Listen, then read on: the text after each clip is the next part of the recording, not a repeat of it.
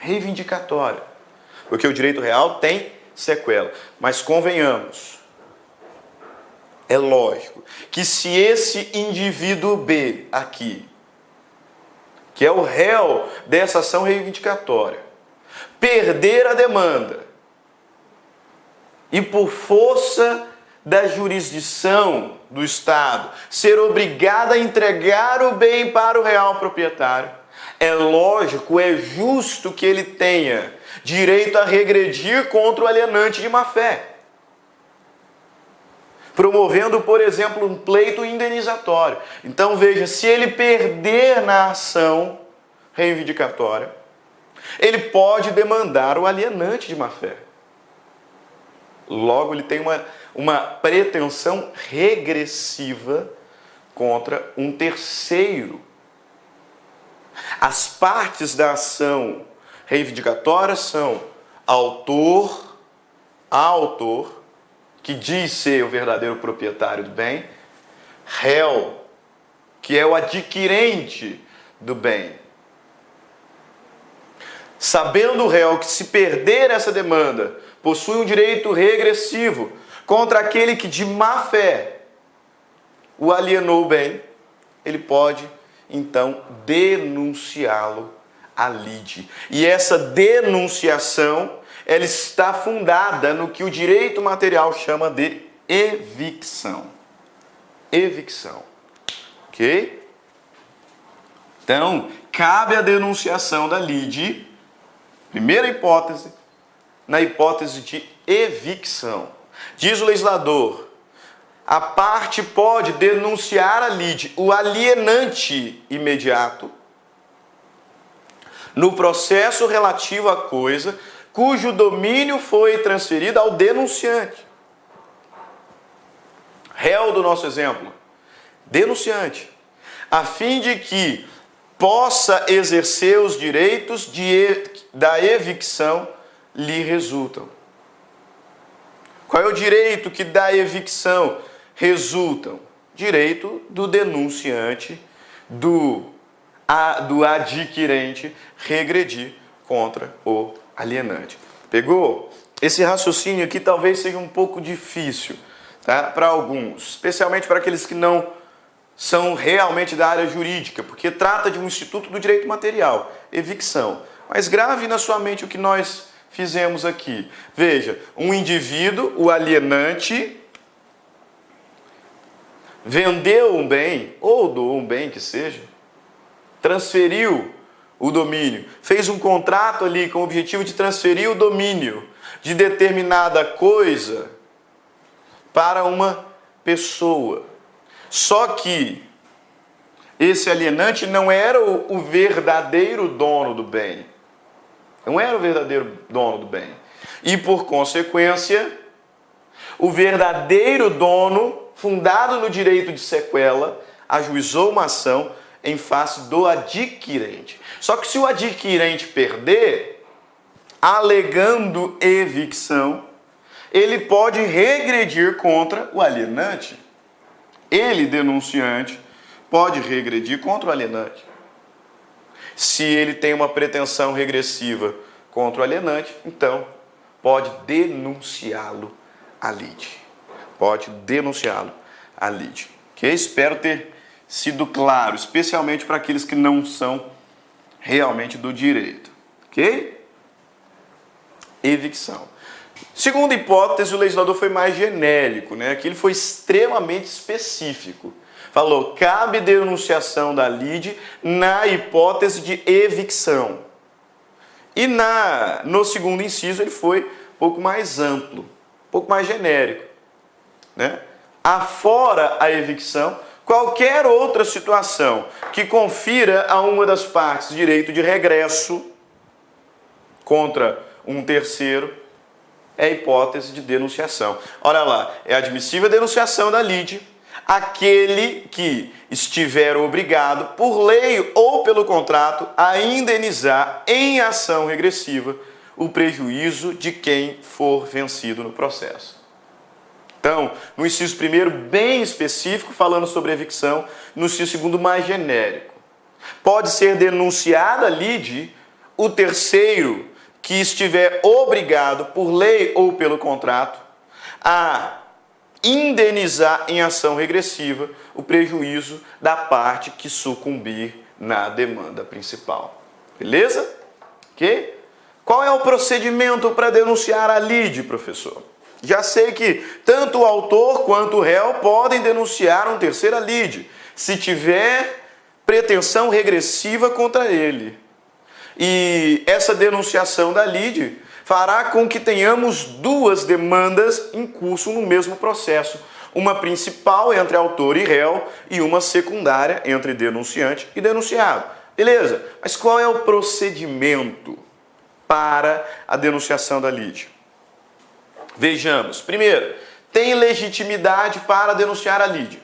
Autor, e se for o autor, que é uma hipótese mais rara, fará a denunciação na própria petição inicial, ou o réu. Portanto, tem legitimidade o autor, que fará a denunciação na petição inicial, ou o réu, que fará a denunciação na contestação. Observe que a assistência, ela cabia em qualquer momento, procedimento ou grau de jurisdição, com exceção lá do procedimento sumaríssimo do juizado especial. Denunciação, não. A denunciação é uma espécie de intervenção provocada que pode ser pedida tanto pelo autor quanto o réu. Mas se for o caso do autor, esse pleito será feito na petição inicial. E se for o réu, o pleito será feito na contestação. Ok? Ah, mas e se o réu não quiser, ou se o autor não quiser denunciar o terceiro lide? Ele pode deixar para momento futuro ou ele é obrigado a denunciar a lide? Aqui, meus caros, existia uma dúvida muito grande no antigo CPC. Alguns doutrinadores entendiam que a denunciação ela era obrigatória. O novo CPC não deixou dúvidas. Não deixou dúvidas. A denunciação ela é uma faculdade. Isso mesmo. A parte não é obrigada a denunciar o terceiro lide. Não é. O direito de regresso que ela julga ter em face de terceiro pode ser promovido em ação autônoma. Se a parte quiser, aproveitando desse instituto de intervenção de terceiros, ela pode convocar o terceiro a participar do processo, porque tem uma pretensão regressiva contra ele. Só que se ela não quiser, ela não é obrigada a denunciar a lide. Pode perfeitamente demandar o terceiro em ação autônoma, se e quando sucumbir nesse primeiro processo. Portanto, é uma faculdade. É uma faculdade. Aí veja bem, outro detalhe que se questionava aqui. Se uma das partes denuncia um terceiro lide, entendendo que possui um direito regressivo contra ele, e esse terceiro entende que possui um direito regressivo contra uma outra pessoa, e essa outra pessoa entende que tem direito regressivo contra uma outra pessoa, será que nós podemos, nesse mesmo processo, ficar denunciando a lide ad aeternum? É evidente que não, né? Porque senão geraria uma insegurança jurídica. Por isso, o legislador, lá no artigo 125, parágrafo 2º, nos revela, e já veremos, que é possível fazer apenas uma denunciação sucessiva. Ou seja, eu, parte do processo, entendendo que tem uma pretensão regressiva contra uma outra pessoa, denuncio esse terceiro lide. Beleza. Esse terceiro passou a integrar o processo. Só que esse terceiro, ele julga ter uma pretensão regressiva contra uma outra pessoa. Ele pode denunciá-la lide? Pode. Beleza. Quando essa outra pessoa adentrar, se julgar ter pretensão regressiva contra mais uma outra pessoa, aí não caberá a denunciação da lide. Só é possível uma denunciação da lide sucessiva. Então você vê lá, vamos imaginar que é o réu que está fazendo a denunciação, que é o caso mais emblemático, né? Autor ajuizou uma ação em face do réu, dizendo ser proprietário do imóvel que está com ele. Portanto, uma ação reivindicatória. Esse réu, suscitando evicção, né? Afinal ele adquiriu o bem de uma outra pessoa, convoca essa outra pessoa, a lide, né? Esse terceiro, a lide, por meio da denunciação. Então, autor que diz ser proprietário do bem, propôs uma ação em face do réu, que é quem está com o bem. E esse réu, sabendo que o adquiriu justamente e de boa fé de alguém que dizia ser o dono, denuncia o alienante à lide. E esse alienante, entendendo que possui, se perder aqui, já na segunda demanda, um direito regressivo contra uma outra pessoa, ele pode denunciar novamente essa outra pessoa, vou chamar de S, de sucessivo, a lide. Mas aí, acaba aí, né? Se encerra. O legislador só autoriza uma denunciação sucessiva. Veja, nós temos um processo principal, uma demanda principal, né? Vou colocar aqui D de demanda, uma demanda principal entre autor e réu, uma demanda secundária entre denunciante e denunciado, tá? Uma demanda secundária. E como a lei autoriza uma denunciação sucessiva, temos nesse exemplo uma outra demanda. Uma última demanda, também secundária. Então, 3 demandas dentro de um só processo. Mas aí acabou aí. Só é possível uma denunciação sucessiva. Se esse indivíduo aqui entender que, se o réu perder, e se esse terceiro perder, ele tem direito regressivo contra uma outra pessoa, aí ele vai ter que fazer por ação autônoma. Tem que fazer por ação autônoma. Por quê? Porque o Código só autoriza uma denunciação da lide sucessiva. Nesse contexto, meus caros, no antigo CPC, alguns doutrinadores reconheciam a possibilidade da denunciação per saltum. Uma questão de economia, né?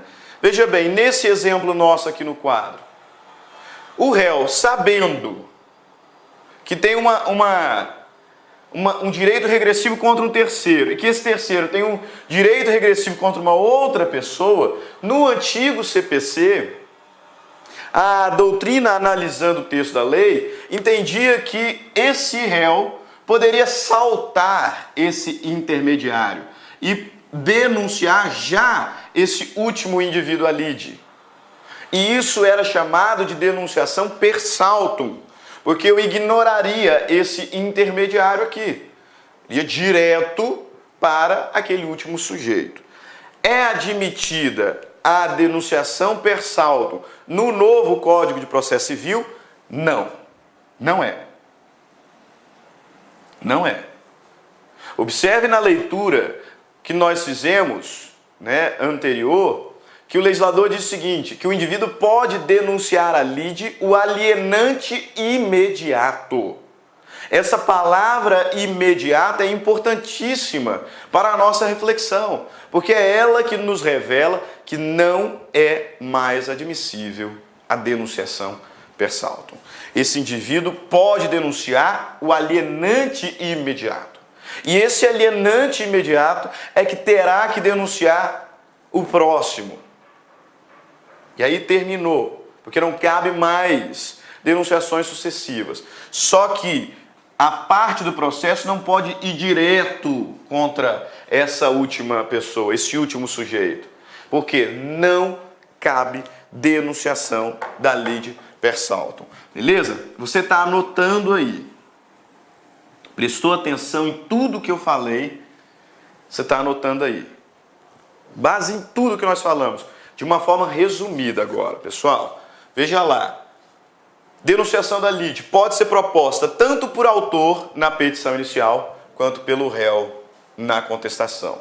É uma faculdade, porque se a parte quiser, ela pode deixar de denunciar e depois promover uma ação autônoma. Beleza? Próximo ponto. É admitido uma única denunciação sucessiva.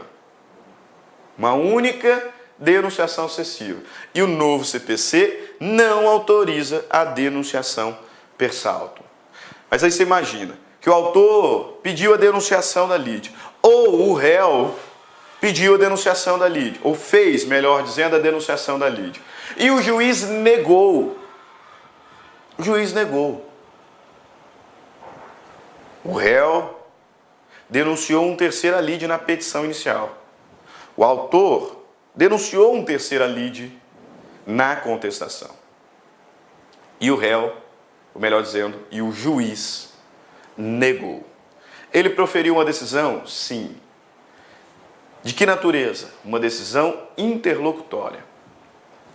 Por conta disso, da decisão que aceita, que admite ou inadmite ou recusa a denunciação da lide, caberá agravo de instrumento. Artigo 1015, inciso 9 da decisão que aceitar ou recusar, que admitir ou inadmitir a denunciação da lide, cabe agravo de instrumento. Artigo 1015, inciso 9 do novo CPC. Concluindo a denunciação da lide, alguns outros artigos que nos interessam, alguns outros textos de lei que nos interessam. Artigo 125, parágrafo 1º. O direito regressivo será exercido por ação autônoma quando a denunciação da lide for indeferida, deixar de ser promovida ou não for permitida. É o que evidencia a facultatividade da denunciação, sobre a qual nós já falamos. Parágrafo 2º. Admite-se uma única denunciação sucessiva. Viu só? Admite-se uma única denunciação sucessiva, promovida pelo denunciado, pelo terceiro, contra o seu antecessor imediato na cadeia dominial, ou quem seja responsável por indenizá-lo, não podendo o denunciado sucessivo promover nova denunciação, hipótese em que eventual direito de regresso deverá ser exercido por ação autônoma. Só? Então, a parte do processo denuncia um terceira lide, temos aqui denunciante, denunciado. Esse denunciado que julga ter a pretensão regressiva contra uma outra pessoa pode denunciá-lo à lide. Esse denunciado sucessivo, não. É admitida uma única denunciação sucessiva. Artigo 126. A citação do denunciado será requerida na petição inicial, se o denunciante for o autor, ou na contestação, se o denunciante for o réu, devendo ser realizada na forma e nos prazos previstos no artigo 131.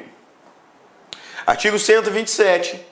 Feita a denunciação pelo autor, o denunciado poderá assumir a posição de litisconsorte do denunciante e acrescentar novos argumentos à petição inicial, procedendo-se em seguida à citação do réu. Olha só que interessante. Se a denunciação for feita pelo autor na petição inicial, antes de citar o réu, o juiz decidirá se admite ou não a denunciação. Se ele admitir, vai citar o terceiro, que vai integrar esse processo como litisconsorte ativo. E como litisconsorte ativo, poderá então acrescentar novos argumentos à petição inicial. E somente então é que o réu será citado. Ok? Mas se o autor não denunciar ninguém à lide, e o réu for quem denunciar um terceiro, então a história muda um pouquinho. Artigo 128 do Código de Processo Civil. Feita a denunciação pelo réu, se o denunciado contestar o pedido formulado pelo autor, o processo prosseguirá tendo na ação principal litisconsórcio passivo, né? Entre denunciante e denunciado. Ok? Feita a denunciação pelo réu. Se o denunciado, terceiro, contestar o pedido formulado pelo autor, o processo prosseguirá tendo na ação principal, em litisconsórcio, denunciante e denunciado. Afinal, o denunciado tem interesse que a ação principal seja improcedente, né? Porque nesse caso prejudicará a denunciação. Inciso segundo, se o denunciado for revel, olha que interessante, né? Feita a denunciação pelo réu, portanto, denunciante, não confunda, não misture os termos, né? Feita a denunciação pelo réu, portanto, o réu na condição de denunciante,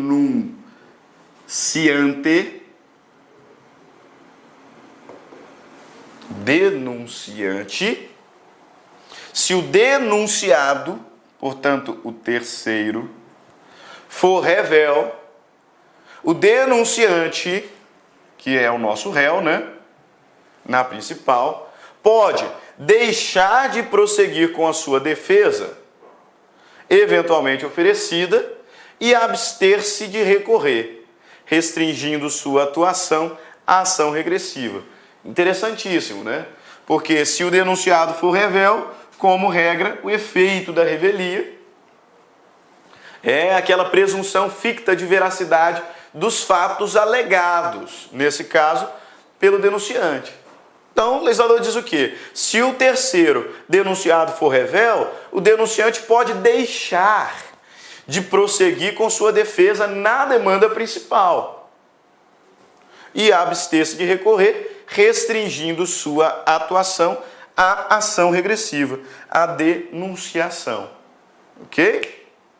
Por fim, o inciso terceiro desse artigo 128 diz o quê? Feita a denunciação pelo réu, se o denunciado confessar os fatos alegados pelo autor na ação principal, o denunciante poderá prosseguir com sua defesa ou, aderindo a tal reconhecimento, pedir apenas a procedência da ação de regresso. Então, se o denunciado, o terceiro, confessar os fatos alegados pelo autor na ação principal, o denunciante, que é o réu, poderá prosseguir com sua defesa ou, aderindo ao reconhecimento, pedir apenas procedência da ação de regresso.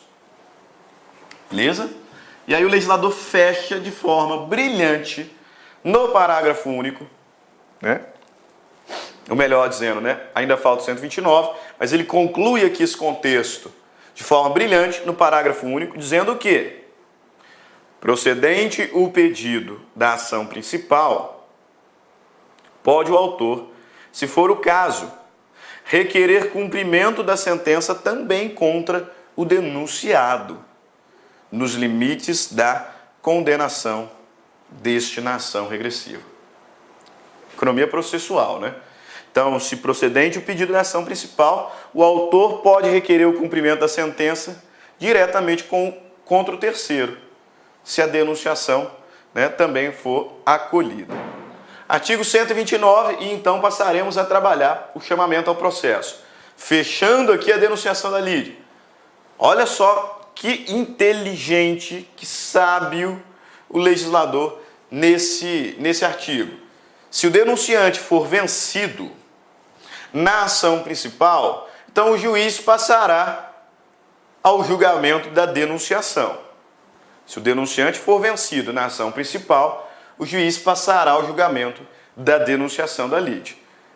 Entretanto, se o denunciante for vencedor da ação, melhor dizendo, se o denunciante for vencedor da ação principal, a ação de denunciação não terá o seu pedido examinado, sem prejuízo da condenação do denunciante ao pagamento das verbas de sucumbência em favor do denunciado.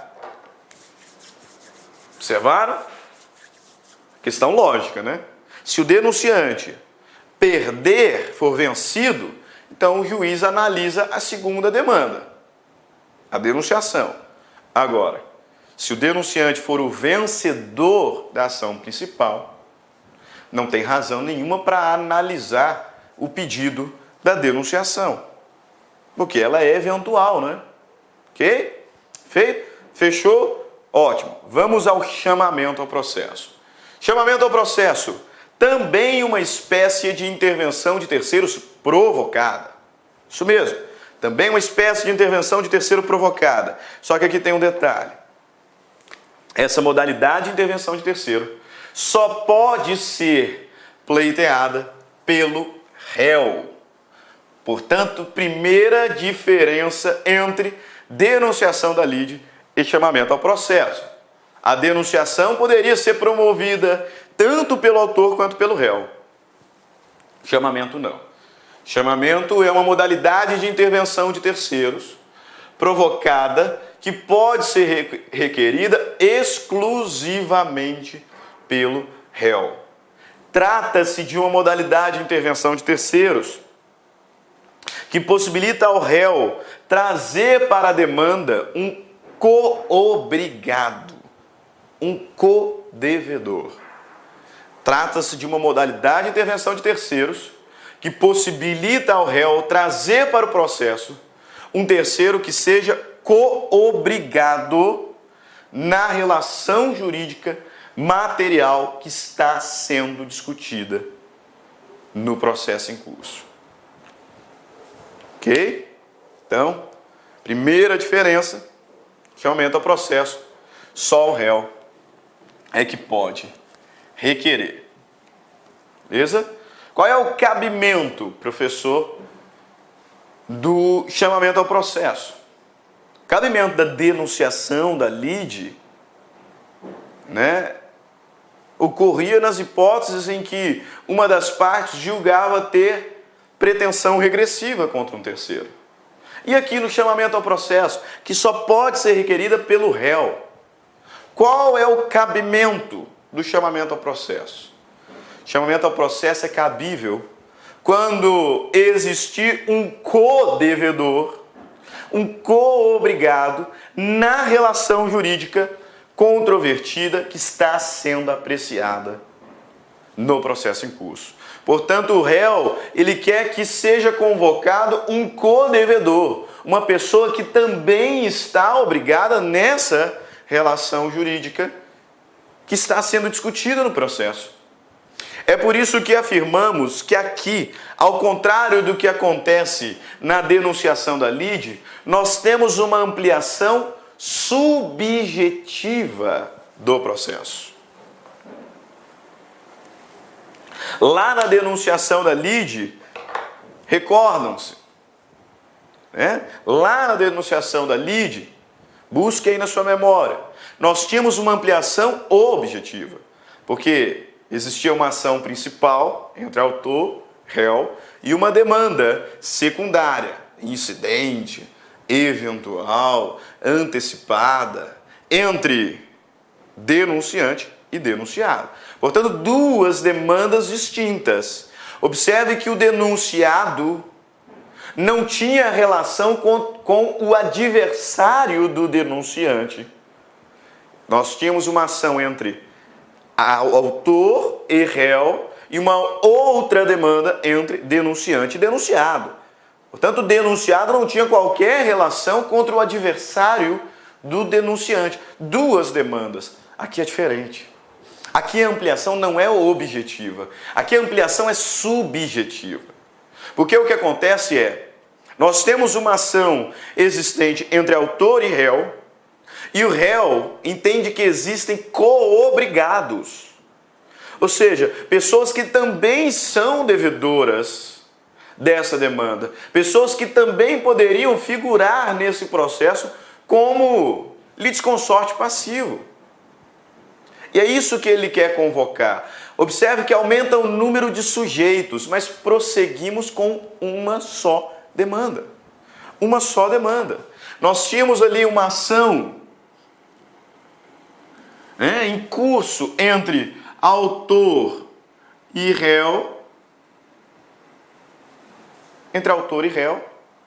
e o réu não está regredindo contra uma outra pessoa, instituindo assim uma outra relação jurídica nesse processo. Não, ele está chamando outros sujeitos que também são devedores dessa mesma relação jurídica. São codevedores. São codevedores dessa mesma relação jurídica material controvertida. Portanto, nós aumentamos apenas o número de sujeitos, mas prosseguimos com apenas uma demanda, com apenas uma relação jurídica controvertida. Ampliação subjetiva. É cabível o chamamento ao processo quando o réu tiver um terceiro coobrigado na relação jurídica material que está sendo apreciada no processo. Nós não temos ampliação objetiva. Não passamos a ter nesse processo duas ou mais demandas. Não, continuamos apenas com uma única demanda. O que o réu está fazendo é chamando, é pedindo para convocar outros coobrigados, outras pessoas que são com ele devedores nessa relação jurídica material apreciada no processo. Ok?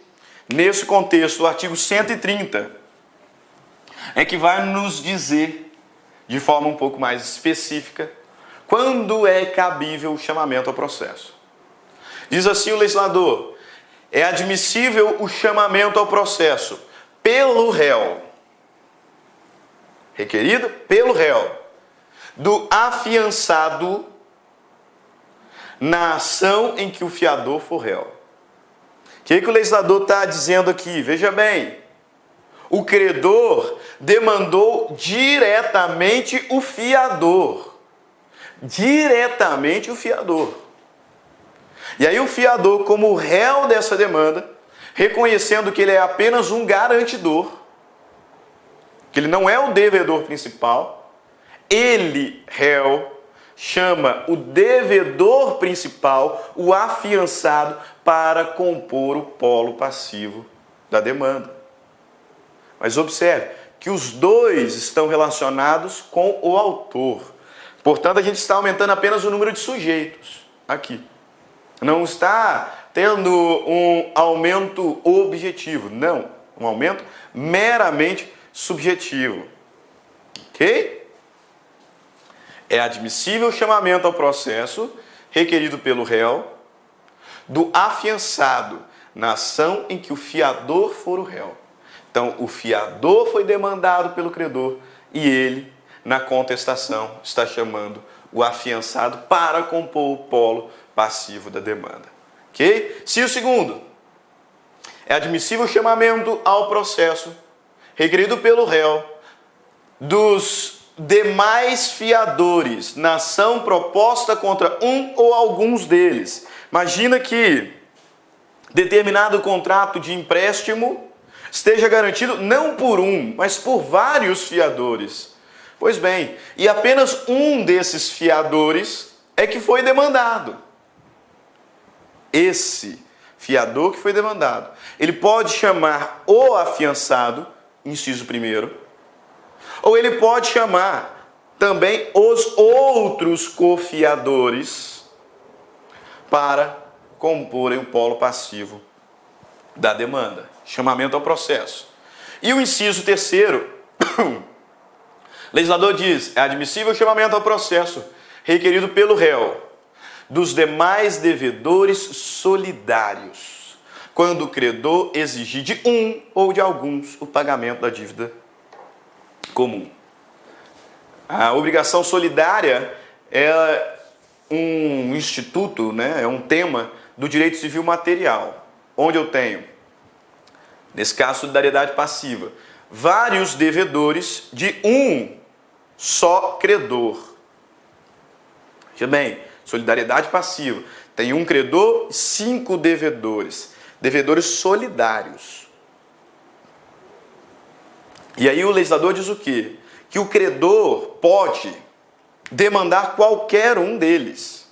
Essa é a premissa fundamental da solidariedade. Ele não precisa demandar todos. Ele pode se voltar só contra esse primeiro. Ou ele pode se voltar contra esses 2 primeiros. Essa é a ideia da solidariedade. E aí aqui no processo, o legislador diz que se apenas um dos devedores solidários ou alguns dos devedores solidários forem demandados, eles poderão pedir, eles poderão chamar ao processo os demais co-devedores solidários para comporem o polo passivo da demanda. Ok? Então, com toda a vênia do mundo, eu vejo muita gente confundindo chamamento ao processo com denunciação da lide. Não cabe. Não cabe. Lá na denunciação da lide, nós temos uma ampliação objetiva. O processo que tinha uma demanda passa a ter 2 ou mais demandas. Portanto, temos uma ampliação objetiva. E a denunciação da lide está fundada numa pretensão regressiva. A ideia é que se a parte perder a ação principal, ela pode regredir contra a outra. Mas essa outra não mantém qualquer relação contra o adversário do denunciante. Ponto. Aqui no chamamento ao processo, não. Chamamento ao processo só pode ser requerido pelo réu. E ele está fundado na convocação de codevedores. Não existe ampliação objetiva, e sim subjetiva. Os terceiros que estão sendo chamados também são partes da relação jurídica discutida na demanda. Portanto, o réu está convocando codevedores. E se isso não foi bastante para você entender, entenda que se na sua prova aparecer fiador convocando afiançado, chamamento ao processo. Se aparecer na sua prova fiador ou fiadores convocando os outros cofiadores, também é chamamento ao processo. E se aparecer na sua prova que um devedor solidário está chamando codevedores solidários, estamos diante de chamamento ao processo. Estamos diante de chamamento ao processo. Ok? Grave aí, o artigo 130 é extremamente simples. O fiador foi demandado, ele é o réu. E ele quer que o devedor principal venha para o processo. Ele convocará esse terceiro por meio de chamamento ao processo. O fiador foi demandado, mas existem outros fiadores. E o fiador quer convocar esses outros fiadores por meio de chamamento ao processo. Um ou alguns devedores solidários foram demandados. E ele ou eles querem convocar os outros codevedores solidários por meio de chamamento ao processo. O único cuidado que eu peço aos senhores nesse momento, veja bem, o devedor solidário pode chamar os demais devedores solidários. O fiador pode chamar o devedor principal ou os demais fiadores. Portanto, as 3 hipóteses: devedor solidário chamando codevedores solidários, fiador chamando devedor principal, fiador chamando outros fiadores. As 3 hipóteses. Nunca, jamais o devedor principal poderá chamar o fiador. Veja que o legislador não falou isso. O fiador chama o devedor principal. O fiador chama os outros fiadores. O devedor solidário chama os outros devedores solidários. Ponto. Se o processo for proposto em face do devedor principal e não existir devedores outros solidários, mas sim um fiador, esse devedor principal não pode chamar o fiador por conta de benefício de ordem. Então, cuidado com a recíproca. O fiador pode chamar o devedor principal. O fiador pode chamar os cofiadores.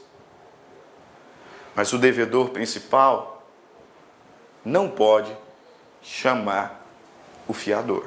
Não existe essa hipótese aqui. São 3 hipóteses muito bem definidas. Qual é o trâmite? Qual é o procedimento do chamamento ao processo? Legitimidade apenas do réu. E o chamamento será feito como um tópico da contestação. Da decisão de admissão ou inadmissão do chamamento ao processo, caberá agravo de instrumento. Artigo 105, inciso 9. E aí o artigo 132 nos diz que a sentença valerá como título executivo em favor do réu que satisfizer a dívida, a fim de que possa exigi-la por inteiro do devedor principal ou de cada um dos codevedores a sua quota na proporção que lhes tocar. O que esse artigo está nos dizendo? Seguinte: se o fiador chamou o devedor principal ao processo, se o fiador chamou os cofiadores ao processo, e depois de sentenciado, esse fiador vai lá e paga tudo, essa sentença é título executivo judicial para que esse fiador então regrida, em cumprimento de sentença mesmo, contra o devedor principal ou contra os cofiadores. Noutra situação, se o devedor solidário chamou ao processo os codevedores solidários e ao sentenciar, esse aqui foi lá e pagou tudo sozinho, essa sentença proferida no processo é título executivo para que ele possa regredir contra os demais, exigindo a quota parte deles. Isso que o legislador está dizendo. Ok? Perfeito? Tanto que o Daniel Assunção nos traz 2 exemplos, eu achei interessante e resolvi compartilhar com os senhores. Olha ali. Aline demanda Carlos, fiador num contrato de empréstimo, que chama ao processo Eliane, devedora principal. Então, Aline é a autora da ação que propôs contra Carlos. Carlos é o fiador de um contrato em que Eliane é a devedora principal. E ele, então, chamou a Eliane para o processo. Sendo realizado o pagamento a Aline por Carlos, o fiador, a sentença proferida em favor de Aline servirá a Carlos, o fiador, como título executivo judicial para cobrar todo esse valor de Eliane, que é a devedora principal. Segundo exemplo, Aline demanda Felipe, que chama ao processo Fernanda, devedora solidária. Aline, credora, demandou Felipe, devedor, que chamou ao processo Fernanda, co-devedora solidária. Sendo realizado o pagamento integral por Felipe, ele poderá executar a sentença contra Fernanda, cobrando-lhe 50% do valor da dívida. Então, a sentença servirá para a parte como título executivo para demandar aqueles que foram chamados ao processo. É isso que o legislador está dizendo naquele artigo, portanto. Artigo 131 do novo Código de Processo Civil. A citação daqueles que devam figurar em litisconsórcio passivo será requerida pelo réu na contestação e deve ser promovida no prazo de 30 dias, sob pena de ficar sem efeito o chamamento. Ok? A citação daqueles que devam figurar em litisconsórcio passivo será requerida pelo réu na contestação e deverá ser promovida no prazo de 30 dias, sob pena de ficar sem efeito o chamamento.